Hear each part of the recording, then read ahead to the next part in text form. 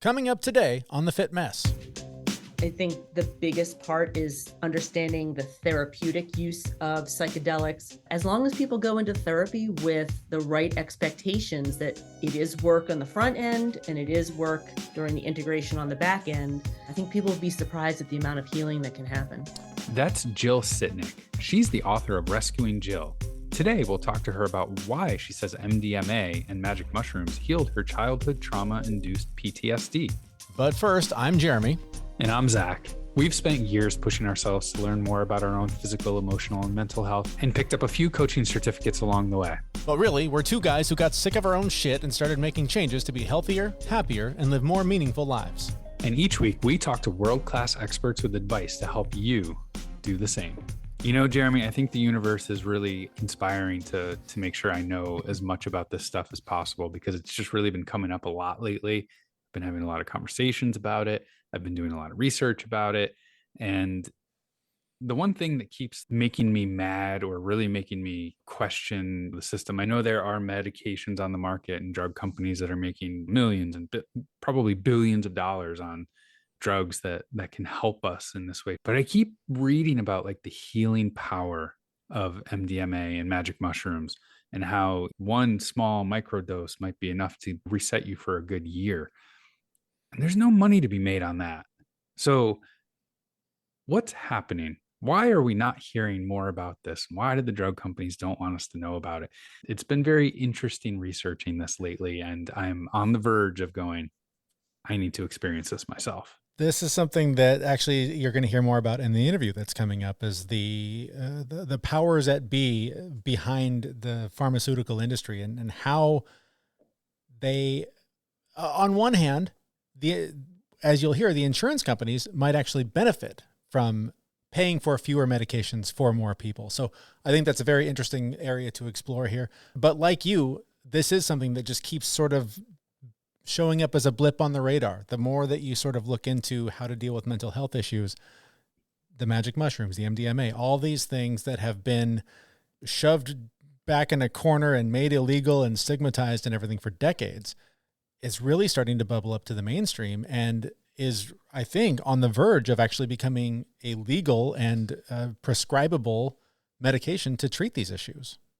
Honestly, based on everything I've read about the history of these drugs and the research that went into them in the 50s and 60s, and the benefits just seem to be amazing. And when I was a teenager, I did things that I may regret, and like, you know, you do them for the wrong reasons and all of that. But as a 43-year-old parent, I'm really starting to fall in line with, you know, some of these things that I'm reading about this being a healing process, not a let's go get high or let's go get fucked up process. There definitely is a distinction between the two in terms of, you know, dose and setting, and whether you do it with, you know, a psychedelic Sherpa or whatever it is that you need to pair up with to go on this journey. But you mentioned something about your childhood. Did you were into the drugs as a young person, is that right? I won't say for sure, but you know, if anyone could see the video, you might see my head nodding. I was not. I was terrified of most of them. I remember going to a party, speaking of magic mushrooms, and this is where I think a lot of the stigma comes from. I remember going to a party where a friend of mine had a bong that he filled with magic mushroom tea that he smoked his pot through. So, I mean, just got absolutely torched by smoking weed through mushroom tea, basically. And it's those experiences that, you know, I saw people around me doing these kinds of things, and I just thought, he did that and he ended up barfing for a couple of days. That doesn't seem like a good time. That is a very different experience than working with a medical professional that says, based on your weight, your age, your various health attributes, this is enough to sort of put your toe in the water and then maybe go a little deeper next time and a little deeper next time. I can speak from experience that there's, you know, ketamine treatment is something that's a real thing of helping with healing and mental health disorders. And somebody was talking to me about it, and ketamine was one of those drugs that, you know, I had access to as a teenager. And I didn't even realize that it was a thing then. Yeah. But if you take too much of it, you go into something called like a K-hole, where you are you are fully aware of what's going on around you. You just can't move. Oh my God. See, You that's the cannot stuff. move. That And stuff I went terrifies me. so like people are telling me about the healing powers and benefits of this one drug. And I'm just like, no, no, no, no, no. I had my moment with that and Yeah. it was not okay. Right. But not done in a professional setting. I'm guessing this was just screwing around.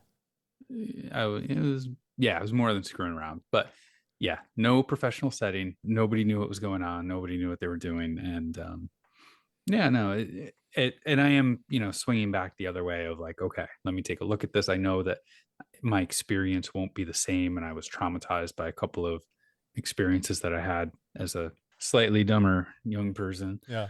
But MDMA and magic mushrooms, like again, if I tried them as like a microdosing, I will say that it wouldn't be the first time that I used them. However, what I used them for the first time was just simply to have a great weekend. Well, I'll say this, having taken, the meds that are currently available to try and manage my own depression, they don't work for me. If they work for you, fantastic. I just know that whenever I took them, it either amplified my anger or made me just feel completely dead inside all of the time. So knowing that research is being done on something that can be used in smaller doses, that is largely natural, it is really exciting to know that minds are being open to what could potentially be a huge breakthrough in dealing with mental health. Well, I know that all of my experiences and all the research that I have done in no way qualifies me as an expert in any of these topics. Fortunately, we have somebody who's got some additional experience with this, right? Is that good? Yeah. Okay. We partnered with Jill Sitnick. She's the author of Rescuing Jill. We started by asking her how she got to a point where she was experimenting with MDMA to deal with her PTSD. My story is probably very unique in that I was not experimenting. I was in a therapeutic relationship due to grief that eventually, after 18 months after losing my partner, Carl, I went to my therapist saying, I've got a problem. I'm in a whirlwind of trauma going on. I didn't use that vocabulary then. I was just having like a nonstop panic attack when nothing was really wrong. I got like a work email that set me off. And for 2 months, I felt like my world was coming apart.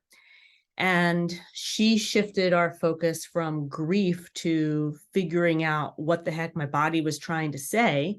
She diagnosed me at 49 with childhood trauma-induced PTSD. I always knew I had a bad childhood. I never really thought I had trauma from it. Right.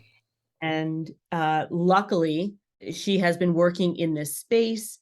And so I had the luxury of my therapist and a guide through this whole process of MDMA through 3 journeys and a little bit of mushrooms in the last journey.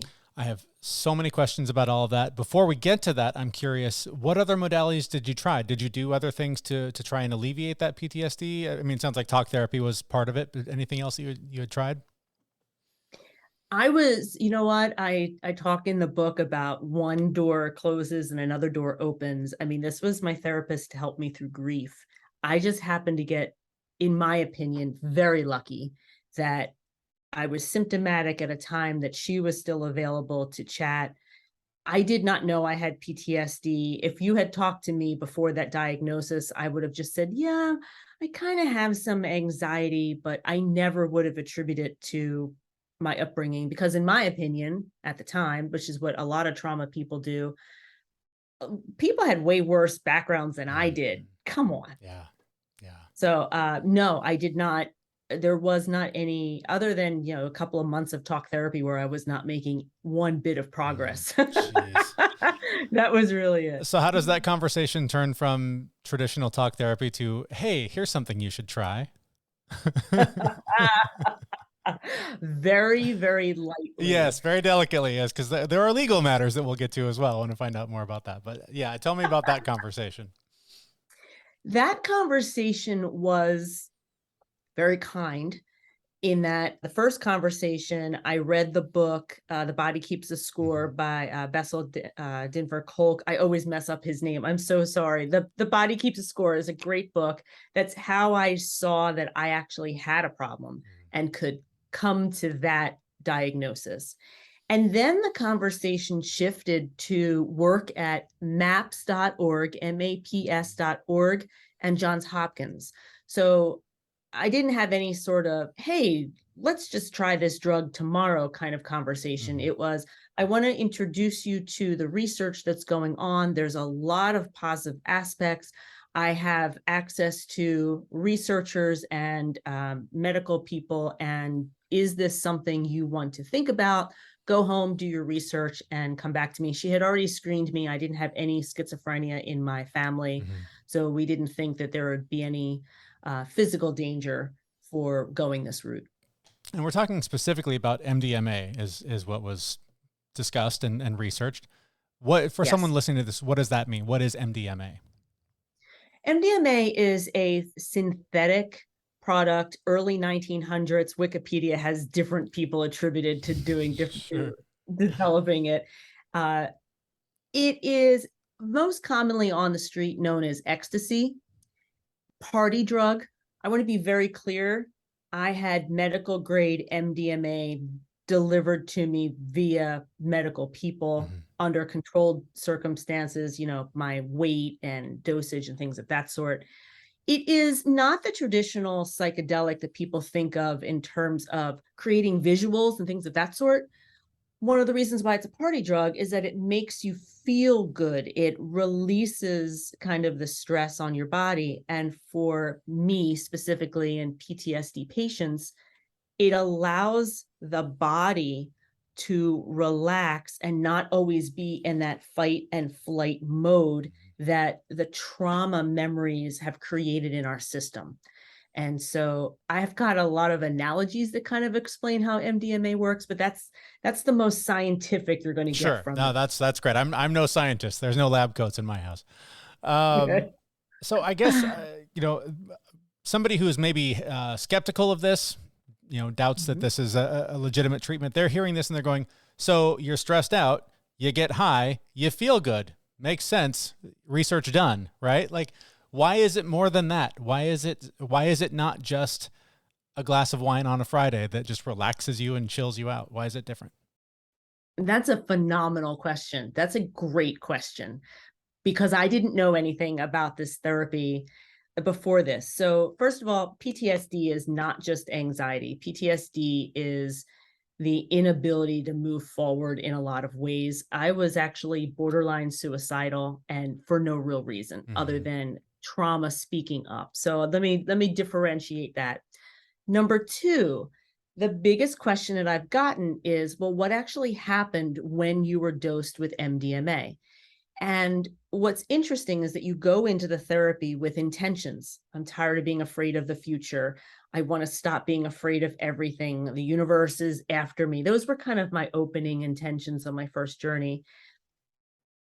I happen to be a very chatty person. Not sure if you can tell. My MDMA journeys were me chatting a lot with my guides just about things that would come up. My guides never directed the sessions. They followed where I was going. And then occasionally I would put an eye mask on. I would lay down. I lay on my side. That's why I'm doing that. However you lay down, and letting the medicine work. And my analogy for letting the medicine work is that after the journey, the process is called integration. And you actively start to see perspective shifts about your childhood. And so when I say let the medicine work, in my opinion, I feel like the medicine was highlighting memories in my childhood that I was going to be working on during integration. And for me, the integration period on average was 2 to 4 months when I would look at a childhood memory that caused me trauma, my mother's suicides, my father's beatings, things of that sort. And I would be able to look at those situations almost as if they were happening to someone else. My body would be calm. And I could say, hey, wait a minute, that 3-year-old didn't deserve that beating. Hey, wait a minute, that 5-year-old didn't cause her mom to commit suicide. A variety of things that if you were talking to a friend, you'd be like, duh, that's obvious. When it's in you, regardless of what the trauma is, it can be a bully, it can be parents, it can be anything, regardless of the trauma. When it's in you, you only still see that trauma through a child-centric view. And the integration phase after the MDMA allowed me to start seeing things from an adult perspective, totally shifting my view. It is, I'm sure, a much watered down version of what you experienced, but I've had experiences through breath work and meditation where I traveled through this portal and there I was standing next to the childhood version of me saying all of the things that I needed an adult to say, you're going to be okay. And the weirdest thing now, I mean, I carried these horrible memories with me my entire life. Now those memories include me as the adult helping that version of me. Is that a similar experience, only amplified? So that, in my definition, that's a little bit of reparenting, and I've done some of that too. Sure. I personally think our imagination is one of our best friends in healing, to be able to do that kind of stuff. And I know growing up, I never had a therapist suggest that. So I would say definitely different trauma points needed an adult Jill to kind of walk in and say, hey, here we are. And other times, adult Jill didn't work because like 5-year-old Jill didn't trust adults. Oh, wow. Really interesting dynamic. That is. Did you, I've heard from other people that have done this, and they discovered traumatic memories that they didn't even know were there, that were horribly abusive situations that their body went, okay, can't process, must bury that deep. That was uncovered and completely rocked them. Did you experience anything like that? You know what? I was actually afraid of that very recently in a journey. I said, I'm having some issues. I won't bore you with all that stuff. I said, what happens if I find out that my father did X, Y, Z?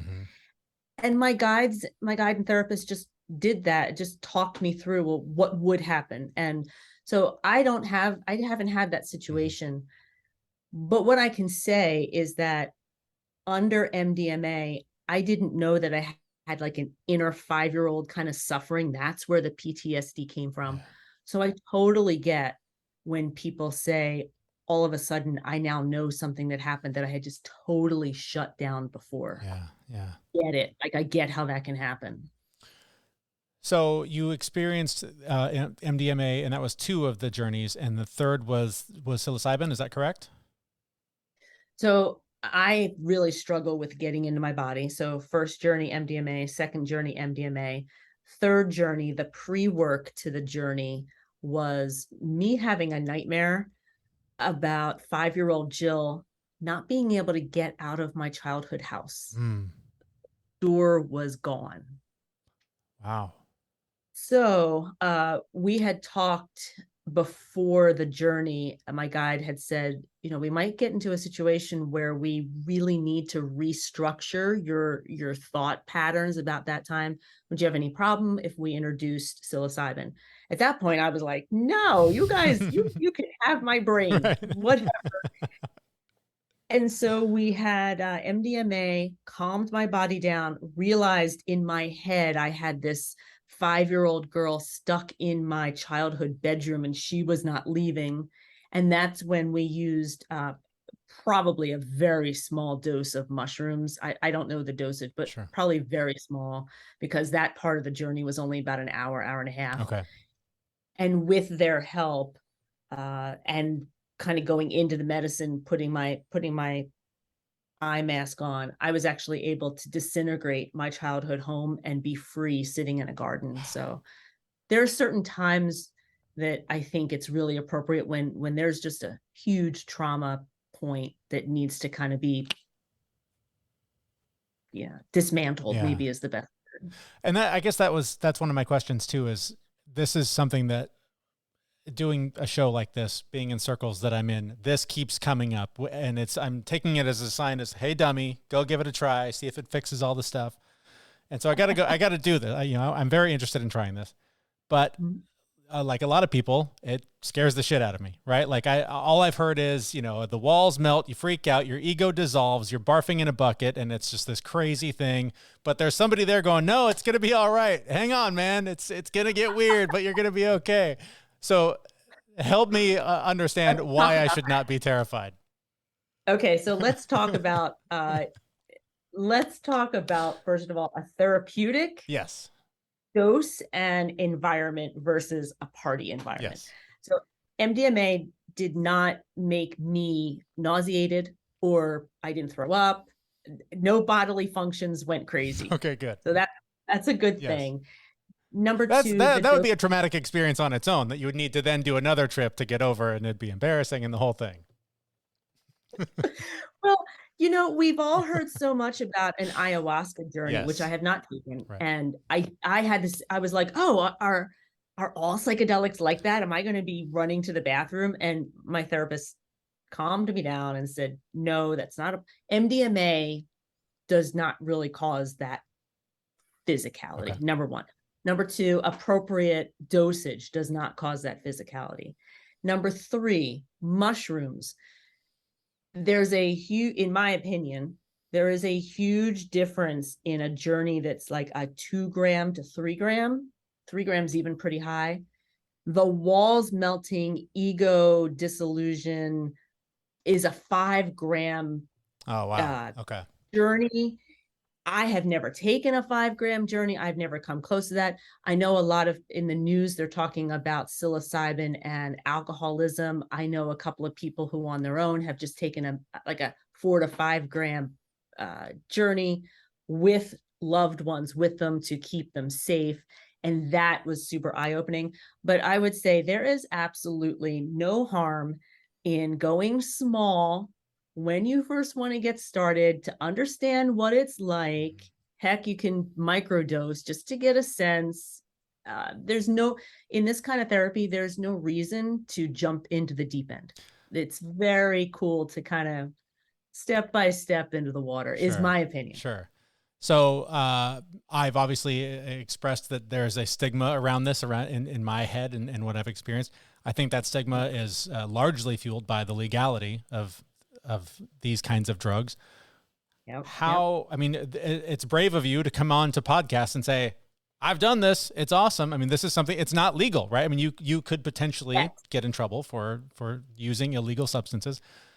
So I guess, what would you recommend to somebody who is hearing this and going, I've got stuff, I want to deal with it, this sounds like something for me?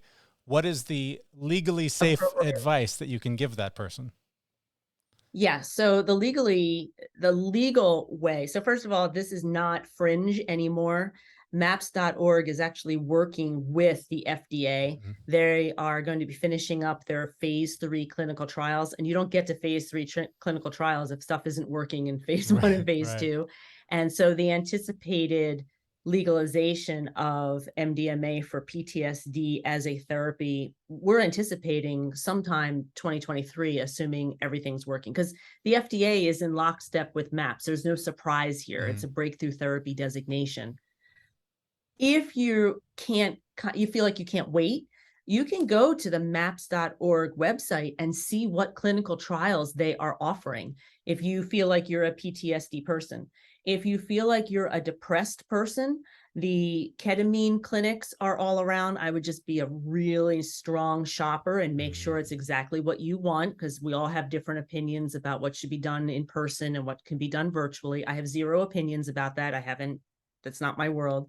But Johns Hopkins has FDA breakthrough therapy approval with psilocybin, magic mushrooms. Mm-hmm. And they're also running a variety of clinical trials.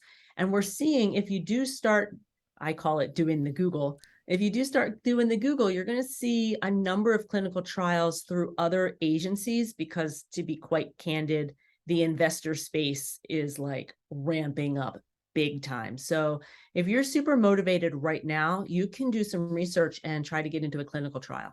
And I will say, as someone who lives in Canada, the restrictions are significantly lower than they are in the US. So if you feel like making a road trip, I don't know, head to Canada and do some research. I'm not one to tell you what to do with your life. So there you go. And I would make sure whoever you're with, because there's a whole underground society in the US too.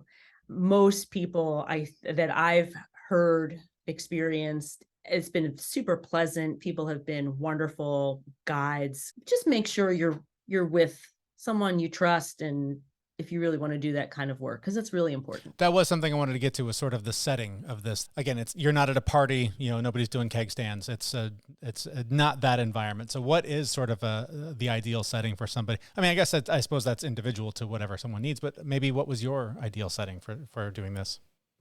Actually, I love that you asked that question, because my late partner, Carl, he had bladder cancer. So we were in hospital after hospital after hospital, and that was cold and sterile. The journey room, in my opinion, or space, I'll say space, should be welcoming. It should be inviting. There should be a place to lay down. If you're a cuddling person like I am, like I can't get enough blankets, bring a blanket with you, bring your eye mask, bring your fluffy socks, bring whatever will make you comfortable. And the room should be relatively comfortable. Very often in the videos online at maps.org, you see that there's a bed in a hospital room, but they've made it a little less clinical.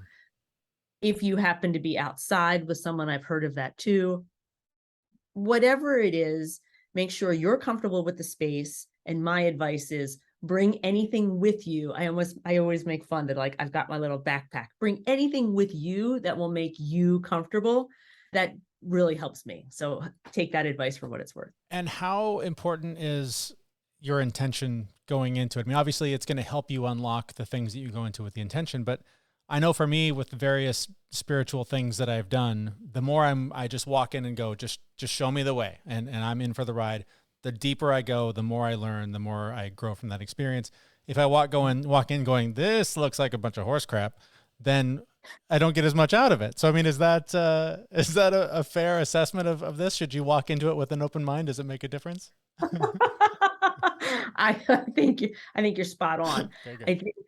I think the difference with approaching these substances in a therapeutic sense is that I actively had intentions. Mm-hmm. I wanted to figure out why the heck I was so afraid. I'd had 20 years of a great career, a great partner. I didn't have a reason to be afraid. I wanted to understand that. And I will say too, don't be surprised.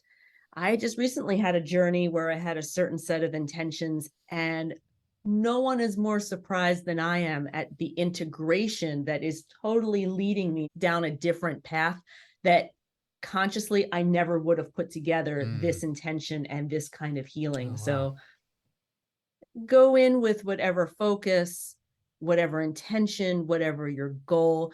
There's also nothing to say there isn't any real harm in having a smaller journey and just kind of saying, hey, Mother Mushroom or whatever, let me know what I need to understand. There's absolutely nothing wrong with that either.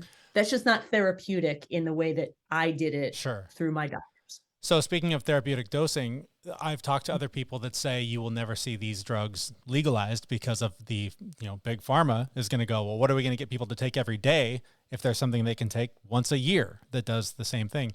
Do you think that there's any concern there that, maybe not even concern, do you think there's potential that this could alleviate much of our mental health crisis, or is this pretty specifically a PTSD treatment and not so much your garden variety anxiety and depression? So I think that's a really great question, and I'm going to say right off the bat, I am not an expert in this space. So the first question, insurance, big pharma, a lot of the companies out there, if you want to start looking at the companies now where you should maybe invest, they're actually trying to isolate specific parts of psilocybin or different parts of MDMA to do a couple of things. Number one, patent it so it becomes theirs. Number two, make it more insuranceable. My journeys are anywhere from 5 to 8 hours. That's expensive. On the flip side, if you're an insurance company that is paying, I don't know, daily, weekly, monthly for a lot of medication right now that lots of people would argue isn't really helping our mental health crisis. Yeah. This other solution comes along that allows you to cut costs and ironically helps people at the same time. I think there is, I hope and think there is space for that.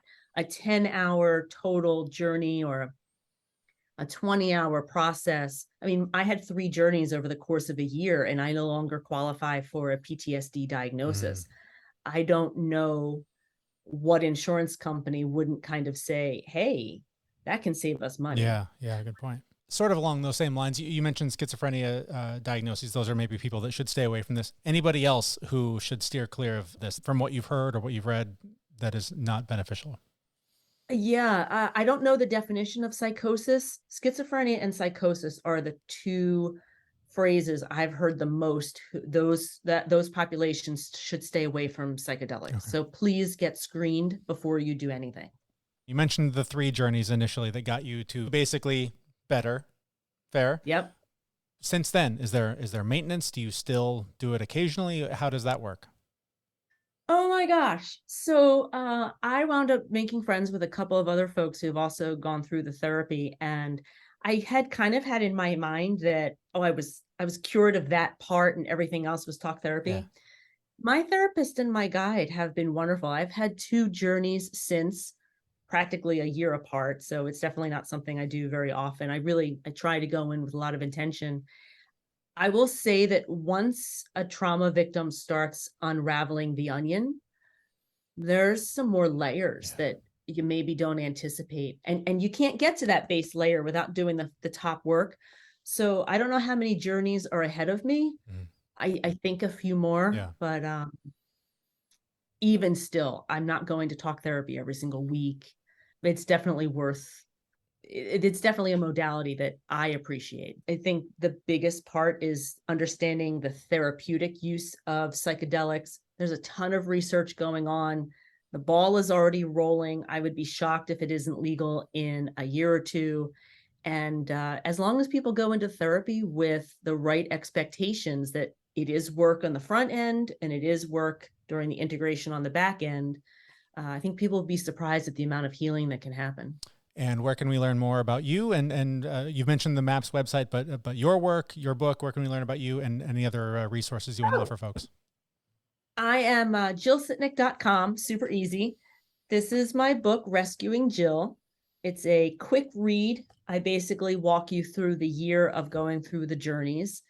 And maps.org, maps.org, has their research about PTSD with MDMA as a psychedelic. Johns Hopkins, you can just do a search for Johns Hopkins and psilocybin. A lot of stuff comes up. And for folks who are super interested, South by Southwest conference that's going to be showing up. I went last year. They had 2 full days of sessions around psychedelic research, psychedelic investing. They had major researchers. Carhart was there. The guy from Hopkins was there. I mean, they had top level researchers there. Wow. I applied this year. Hopefully I'll get to speak. But for people who are super interested in that space, going to that conference, I think can be very helpful. Okay. Our thanks to Jill Sitnick. She is the author of Rescuing Jill. You can find links to her and her work in the show notes for this episode at thefitmess.com, as well as the links to the events coming up that she mentioned there as well. And a lot of takeaways there, but primarily and probably most importantly for our sake, I want to just remind you that this is something that is probably not legal depending on where you live in the world. So we are in no way endorsing that you go out and do this. We are just offering this as something to do some research on and to follow what's being done, because should this become legal and should this become something that your doctor is able to give you to help manage whatever PTSD or mental health issue you've probably been wrestling with your entire life, it could be very exciting. So I want to highlight that this is something to keep an eye on and do some research on, because I do believe that this will become an option for you in the very near future.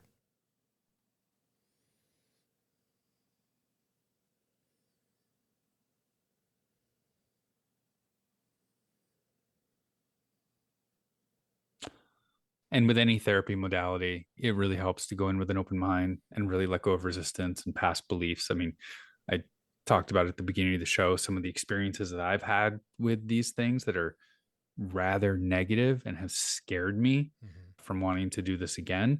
But I am reminded so often how many times I'm wrong on my beliefs and things that I've believed since childhood. And I preach on the show how you should question those things. So I will take my own advice and really start to question those things deeply. Along those same lines too, like how many times has there been something in your life that you're afraid of? And you avoid it and you avoid it and you avoid it. And it's sort of lingering there. And when you finally lean into it, it's one of the most growing, healing experiences of your life. So this has definitely got me interested. It's got me wanting to do the research and find out more about how this might be able to help me in the future. But also, like you said, it's about the right setting. It's about going in with the right intentions. This is not getting wasted at a party with your buddies and doing keg stands. This is something entirely different. This is a medical treatment and should be taken very seriously if it is something that you decide to pursue when and if it becomes legal. Key there. I think that when, may be, yeah. When it becomes legal. When. We'll stick with when. That's when we'll start endorsing this. That's right. And as long as we're covering our bases from a legal perspective, we should also note that this is absolutely not for everybody. People with schizophrenia, psychosis, very, very serious mental health issues. This is not something that is recommended for you to even be researching because it could be very dangerous. So get screened, talk to your doctor. Make sure you do your due diligence on this because you do not want to mess around with this if this is something that could actually do you more harm than good. And honestly, I'm doing more and more research on this. So if anyone listening has looked into this or is thinking about this, please feel free to go join our Facebook group and we can have conversations around this. Our Facebook group is for FitMess listeners to connect, for monthly challenges, being accountable to each other, and having wonderful conversations about things that are illegal that we don't do. Yeah, you could do that at the fitmess.com. That's where we're going to be back next week with a brand new episode. Thanks for listening and only doing legal things. See everyone. We should probably beef up our disclaimer on this episode. We know this podcast is amazing and doesn't seem to lack anything, but we need a legal disclaimer. Prior to implementing anything discussed in this podcast, it is your responsibility to conduct your own research and consult your physician. You should assume that Jeremy and Zach don't know what they're talking about, and they're not liable for any physical or emotional issues that occur directly or indirectly from listening to this podcast.